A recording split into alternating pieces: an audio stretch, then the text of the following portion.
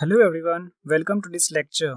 In this lecture, we'll look into DynamoDB indexes. So let's get started. DynamoDB consists of two types of indexes, the global secondary index and the local secondary index. An index with a partition key and a sort key that can be different from those on the base table is called a global secondary index. A global secondary index is considered global because queries on the index can span all of the data in the base table across all partitions. An index that has the same partition key as the base table but a different sort key is a local secondary index. A local secondary index is local in the sense that every partition of a local secondary index is scoped to a base table partition that has the same partition key value. A global secondary index has no size limitations. Each table in DynamoDB is limited to 20 global secondary indexes. Global secondary indexes is preferred over local secondary indexes for most use cases. For use cases where you need strong consistency in query results, use local secondary indexes. The key values in a global secondary index do not need to be unique. A global secondary index only keeps track of data items where its key attributes actually exist. Query operation can be used to access one or more items in a global secondary index. Scan operation can be used to retrieve all of the data from a global secondary index. DynamoDB automatically synchronizes each global secondary index with its base table. When an application writes or deletes items in a table, any global secondary indexes on that table are updated asynchronously using an eventual consistency model. When you create a global secondary index on a provisioned mode table, you must specify read and write capacity units for the expected workload on that index. To avoid potential throttling, the provisioned write capacity for a global secondary index should be equal or greater than the write capacity of the base table. To avoid potential throttling, the provisioned write capacity for a global secondary index should be equal or greater than the write capacity of the base table, since new updates will write to both the base table and global secondary index. So here on the AWS documentation page, we have some good examples on global secondary index. So consider a base table called game score, which has a partition key, user ID, and a sort key, game title. We have other attributes in this table. These attributes are top score, date, time, wins and losses. Using this table design, we can list all the games which a given user ID has played. We can also get the attributes for a given user ID and game title combination. However, to get the top score for a given game title, it would be difficult using a query operation. In this case, we need to use a scan operation and then identify the top score for a given game, which may not be very efficient for huge tables. To get the top score for each of the games, we can use game title index, which is a global secondary index. The partition key for this index is defined on game title and the sort key is defined on top score. Using this index, we can easily get the top score for a given game title. Also, with a DynamoDB table, for a composite primary key, which is composed of a partition key and a sort key, we can only have a single item. So in this case, for a user ID and a game title combination, I can only have one record for user ID 123 and game title Comet Quest. However, with a global secondary index, for a given composite key, I can have multiple records, as is illustrated in the example.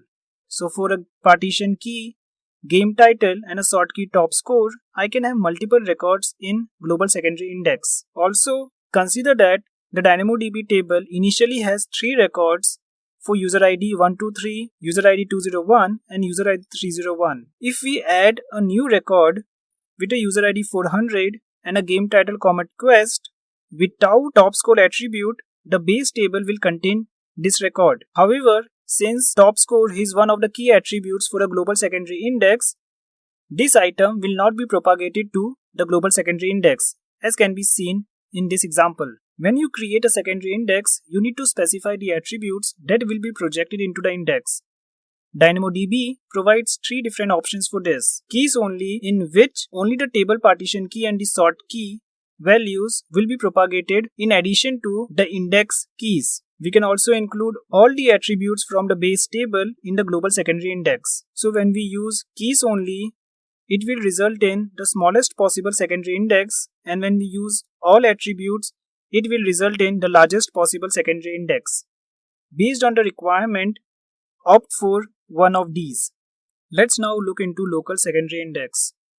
The total size of the indexed items for any one partition key value can't exceed 10 GB. It shares provisioned throughput settings for read and write activity with the base table. In a local secondary index, the sort key value does not need to be unique for a given partition key value. You can query a local secondary index using either eventually consistent or strongly consistent reads. You can use scan to retrieve all of the data from a local secondary index. DynamoDB automatically keeps all local secondary indexes synchronized with their respective base tables. So on this AWS documentation page, we have a good example of a local secondary index. So assume a base table which has a partition key called forum name and a sort key called subject with additional attributes called last post, date time and replies. So if you want to list all the subjects and the attributes for a given forum name, this base table can directly be used using query operation. However, if you want to list the subjects for a given forum which are recently being used, then it would be difficult to use with the existing base table. Here we can use a local secondary index. So we can define a local secondary index with forum name as a partition key and last post date time as a sort key. Using this index, we can now know the subjects within a given forum on which the last post has happened. Similar to the global secondary index, we can project the attributes to the local secondary index. We can use keys only, include option, or project all the attributes to the local secondary index. Let's now go to AWS Management Console. This is the DynamoDB landing page. We'll click on Create Table. We'll set the table name as index_demo. The partition key as part_key and the sort key as sort_key. We'll uncheck use default settings and then we'll define the secondary indexes. First, we'll define a global secondary index and therefore we need to set a new partition key. We can also use a new sort key, rename the index name, and for this demo, use all 4 projected attributes. Click on Add Index. Now we'll create a local secondary index. Since the partition key needs to be same, I have used part key as a partition key. We can use another key as a sort key for local secondary index. I'll rename the index name, and for this demo, I'll use all 4 projected attributes. I'll check create as local secondary index. I'll use the default settings for the rest of the options and then click on create. The table is now getting created. I have added few items in this table for this demo. So the base table has partition key as part_key and sort key as sort_key. The global secondary index has partition as new_part_key and sort on new_sort_key. The local secondary index has partition on part_key and sorting on new_sort_key. Let's use query operation on this table.